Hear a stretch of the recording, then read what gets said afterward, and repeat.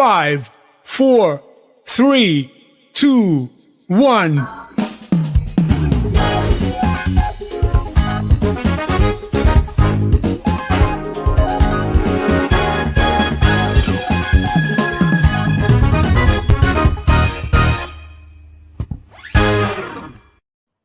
Hello, everyone. Welcome to the Gringo Show. Glad to be with you all tonight. We have a great show for you as always. Well, not always. Some shows aren't great. Sometimes I'm just not in the mood. But tonight I am in the mood, and we've got for you jealous girlfriends, people who like to press big red buttons, caguamas, weed, and dancing construction workers. What else do you need to do for the next 20 minutes of your life? So do not click away and start watching videos of dogs and cats that mimic human behavior. Yes, dogs smile and cats play the piano. We know this already, but stay with us and you're going to learn a little more about what's happening here in Mexico and the US. So let's get started. Singer Dua Lipa made a stop in Mexico City last weekend to shoot a commercial for Yves Saint Laurent, coming off a big win for Best Vocal Pop Album at the Grammys a few weeks ago. Her crazy fans were tipped off that she was in town, and when she walked out of the building, this happened.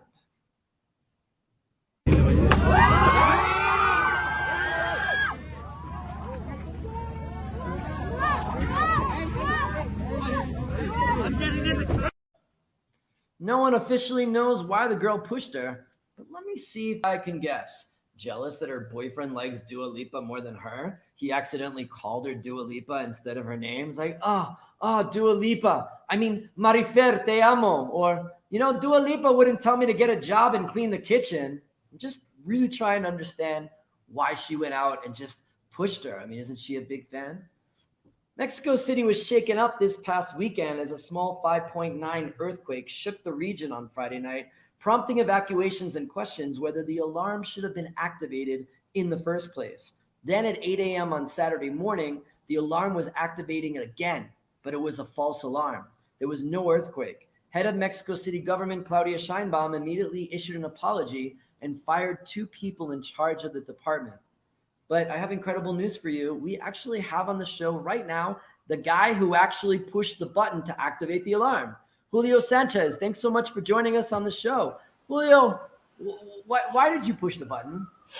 Well, first of all, you need to know that this job is really stressful, having this huge red button, it's always a temptation. So yeah, my job is always to wait for an earthquake to press that button. And finally the day came. I pressed that button with an earthquake, but the emotion was so big that the next day, my replacement, he told me, I bet you cannot press that button again. So wait, yeah. So time out. So on Friday night you pushed the button, there was an earthquake, right? You said the temblor was there, but maybe some people said it wasn't strong enough. But then on Saturday morning, 8 a.m., the button was pressed again. You pressed the button a second time? Yes, it was because I was really hungry. When I get stressed, I get really hungry, so I needed some money to eat something. And well, my friend told me, I bet you 50 pesos, and I took it. That big red button was calling for my name. He wanted me to press it, so I did it again. Yes. I'm sorry, guys. This is a very, very bad thing. People were evacuated. And of course, this is only 3 years after the 19 de septiembre 2017. So people are really scarred and people are feeling pressure. Julio, why did you do this?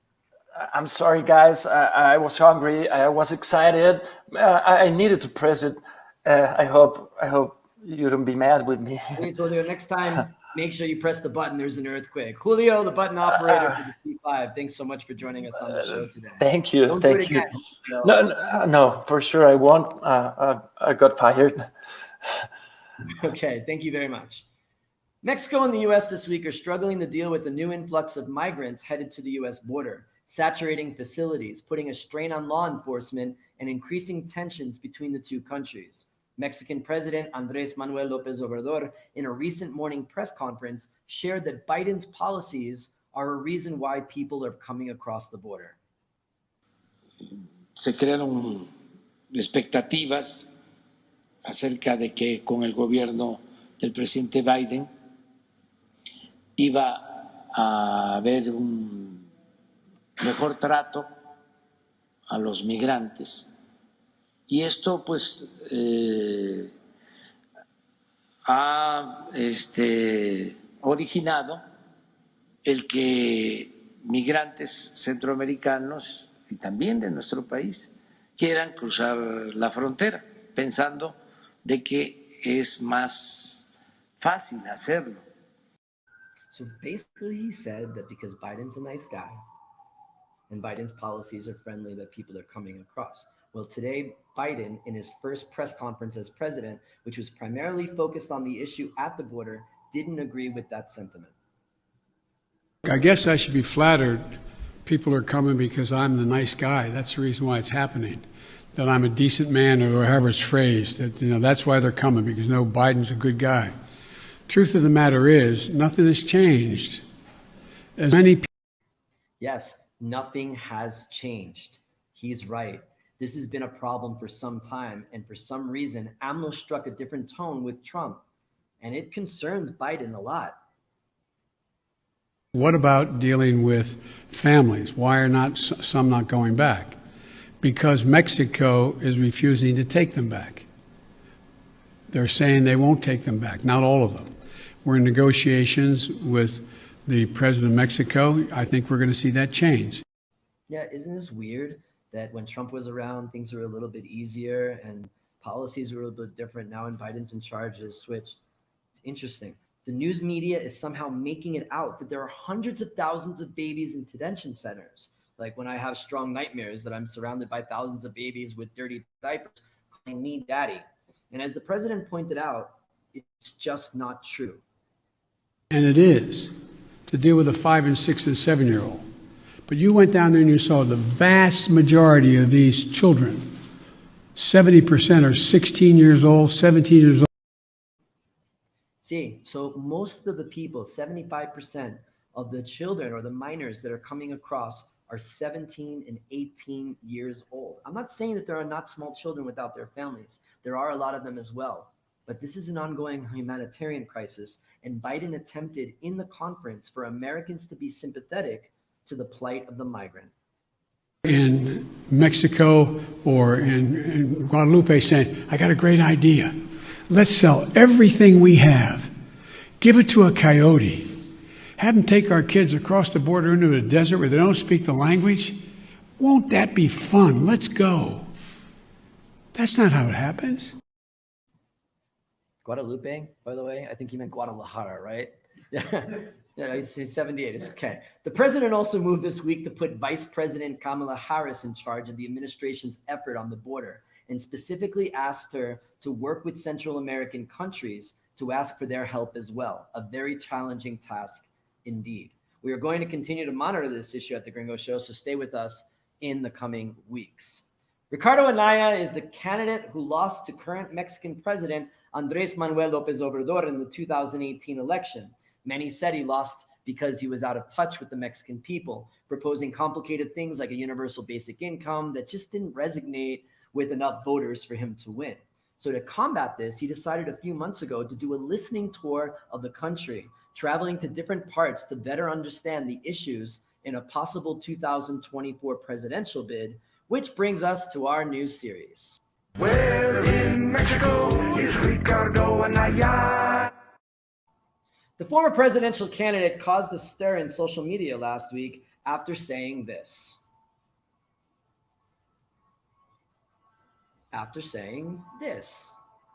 Do we not have the clip? Did we not get the clip, Hector? All right. Well, basically what he said is that people are buying things like medicines, and instead of buying medicines and food and other things, he was buying caguamas. Now, if you don't know what a caguama is, it's the Mexican equivalent of a 40. The terrible and cheap malt liquor beer that you usually drink outside of a gas station in a paper bag.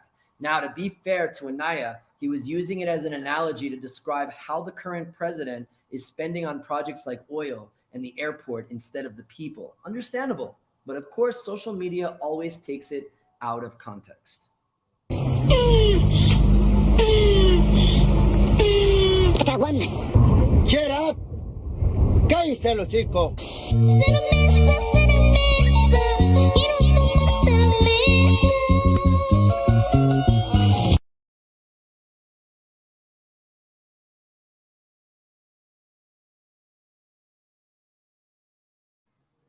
Thank you to our friends at Millennium for that one.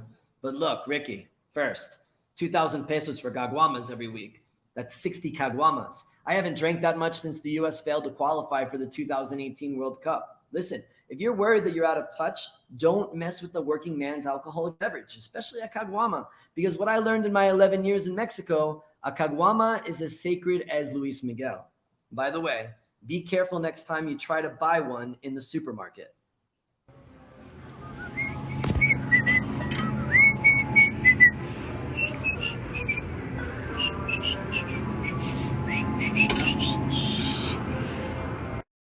It keeps getting better and better. I'm sure there's going to be a lot of memes in the future. Maybe a good strategy to keep him in the news. I don't know. But in other news, in Mexico City, the scaffolding of the Ángel de Independencia finally came down this week after a year and a half of covering, which is one of the most important monuments in the most important traffic circles in Latin America. It's really great news for the monument, which also serves as a mausoleum for a number of leaders of Mexico's War of Independence. The only shocking thing here is that you may know that we shoot this program only a block and a half from the Ángel. And in a year and a half, I never saw anyone actually on the scaffolding.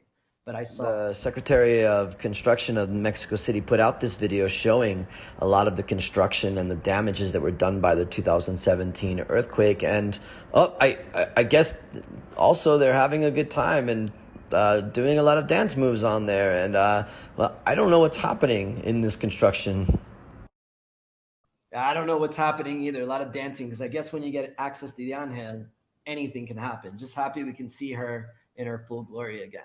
The big news everyone has been smoking about is that the Mexican lower house voted to approve the legalization of cannabis, a victory for weed activists who have been advocating that approving the drug will reduce crime and help the government in fighting the drug war.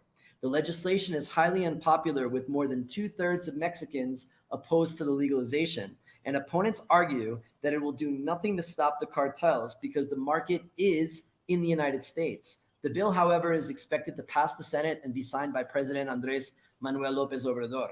It will become the third country in the world to legalize, behind Uruguay and Canada, with 15 U.S. states having approved recreational marijuana already. And just this morning, New York announced it will legalize, while Democrats in the Senate want to legalize it nationally. There is a possibility the entire continent could be a marijuana heaven very soon. And I'm happy. More weed, more munchies, more brisket sales, right? There's a direct correlation. For the past 4 years, activists have been protesting, smoking, and as a result, eating a lot of chips outside of the Mexican Senate building on Paseo de la Reforma here in Mexico City. We sent Gringo Show correspondent Julian Valwa there to investigate. Hey everyone, what's up? Julian Valwa reporting from in front of the Mexican Federal Senate, where momentum has been building to legalize marijuana over recent weeks. So instead of talking to senators today, we figured, why don't we check out Planton 420 in front of the Senate instead? Planton 420 is a small park on Reforma Avenue where marijuana activists and enthusiasts have been gathering to call for legalization. And that's right, what you're seeing here is marijuana being grown openly within steps of the Senate building. After conducting a rigid and careful analysis, I concluded that I needed to meet with Planton 420 organizer Miguel to learn more. I am a grower here at Planton 420, and I've been here since we started the project. Cool, so you can actually grow here. You can grow your own stuff? Exactly, yeah, we do grow our own stuff. We have over 1,000 marijuana plants. Wow, okay. And how did this all get started? This is an important park because there's been tolerance here for about the past 3-4 years. There started being marijuana events where people would just come, do workshops, smoke, talk about cannabis. And here in Planton 420, since we started, we have 4 fundamental demands. Freedom of cultivation, being able to grow as much as you want without market, without trying to sell it. Second demand is possession, non-profit possession, without any limit. The third demand is shared spaces for consumers in equality with tobacco consumers, which happens here, as you can see. Right. And our fourth demand is dignified treatment from the state. based on scientific evidence instead of prejudice. This is also a space for free possession because police don't check here or outside how much you have. That's what I was going to ask you too. If there's a concern for getting extorted from the police, and I know that not every street corner in Mexico City looks like this. How were you guys able to shield away from the police when you guys were getting started? Well, since the beginning, we've fought this through civil disobedience, guiding us through the law. So it's kind of ironic that we're winning the judicial battles in the Supreme Court when the judicial system is the one that has been failing us for 100 years. We've had to negotiate with the local government, with the mayorship. We had to negotiate with the local police and ask them not to bother consumers. And in some sense, they've been respectful, but at the same time, they ignore anything that happens. So if you see this area around here, right now it's safe, but when we're just a few of us just guarding the space inside, and it's 2, 3 o'clock in the morning, there's things that happen outside, violent things, or there might be some type of harassment, and police don't stop, they don't come here. It's like it doesn't exist. Right. So that allows people that are not protesting, that are not fighting for their rights, that are trying to have an antisocial behavior, free space to do it, because you're not going to get arrested. So I definitely learned a lot here today at Planton 420 or Planton 420. And I can't help but think of how this could be the beginning of a park in Mexico, or some place where, in other international cities where a lot of people get together and consume cannabis. Feels like this is kind of the start of this. Anyways, back to you, Dan. All right. Thanks, Julian. Joining us now is a member of Planton 420, Pepe Rivera, who has been involved in the legislation which was just passed. Thanks so much for joining us, Pepe. Pepe, now the legislation would allow adults to use cannabis nationwide. It would grant licenses for producers to cultivate and sell it, and also prioritizes indigenous groups to get the permits first. Did I miss anything here in this legislation? Well, one of the things that they've been talking about the most is 28 grams an ounce that you can carry. But that, as we've been saying, is something that doesn't apply for us, for our demands. Because what they're doing is they're actually talking about good cannabis and bad cannabis. And they're saying that whatever you grow in your house, you won't be able to take out and basically carry with you. So possession went from 5, which is what you have here in Mexico, to actually 0 grams instead of 28. They're talking about clubs. The idea is the only place you're going to be allowed to smoke outside of your house is basically a cannabis club. So you need to have money to be able to do that. There's going to be a limitation as to how many people can actually become a member of the club. It's only 20 people, which violates your right to freely associate for something that's legal. They're basically saying you can only be a member of one club. So that's kind of like saying you can only go to one church, for example, Right. or be a member of one cannabis club. So I mean, but as someone who's been working on this for such a long time, it seems like this is a step forward. Do you feel like it is a step forward, or would you rather not have this legislation at all? Not really, because what we're saying is basically that because of the fines that they're establishing, they're actually higher than what used to be before. No? And so basically, what we're saying, what they're doing right now is they're going to give you a market, but you're still going to be discriminated. So that's the big question: do you want to have a market, or do you want to have your human rights being protected? No, because right now what they're saying is yes, you're going to be able to buy in the store, but they're still going to stop you in the street. No, they're going to use the attack dogs to like search you, stop, frisk. They're going to basically they can still like fire you from your job because you're smoking cannabis. You can't grow without limitations. Why are you going to have limitations in the amount of plants that you can have? But there's no limit as to how much you can buy in the market. So why are they doing that? It's not a question of when we went to the Chamber of the Deputies, we gave him plants, and we basically told him we're not here because of plants, we're not here because of grams, we're here because of human rights, right? And then what we're talking about is limitations. They're unjustified limitations to what you can do with the plant, your own personal relationship with the plant. And what's different between Mexico and the U.S., for example, and other places, is that the regulation in Mexico is court ordered. And what the Supreme Court is asking Congress to do is basically change 5 articles of the General Health Law, which go against the Constitution. And basically they're asking the Senate to fix the problem that's unconstitutional, and they're asking you to guarantee a human right. And this human right, as Miguel stated in the video, is basically the right to freely develop your personality. So the idea is this: If cultivation, if possession, and consumption aren't free, then how is the right to freely develop your personality actually free? Right, and so there's unjustified limitations. There are limitations that make home grow and clubs. They won't work. They're forcing you to go to the market to actually buy cannabis. And the idea of the court is basically for you to be independent. Right, and this is really interesting to me because, as you're saying, that it's discriminatory, but it seems like that AMLO's constituency would be not be beneficial to this. So this is really surprising.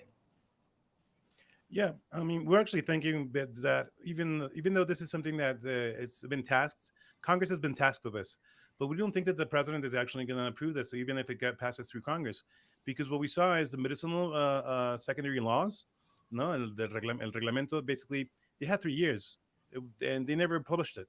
The patient had to sue the government, the Secretary of Health, for them to actually be able to receive medicines. So that's what they're doing. Amparo, right? Exactly. If that's what they're doing with patients, what are they going to do with us? They're going to say, "Oh, we don't have enough resources," and they're doing some really strange stuff. I mean, it's been a whole year of this process, and the bill actually went to the lower chamber, and it came back. And it came back worse than when it left the Senate. One of the things they're doing, for example, is there's double discrimination, because they're saying basically they're only regulating recreational, right? And when the court ordered for the personal use, so it includes spiritual use, medicinal use, anything you can think of to freely develop your personality. They're only doing medicinal. But then they also ask, instead of having a Mexican Cannabis Institute to regulate the market, they're asking the CONADIC, the National Addiction Center, agency, right? Like NIDA. And so why are they regulating the market?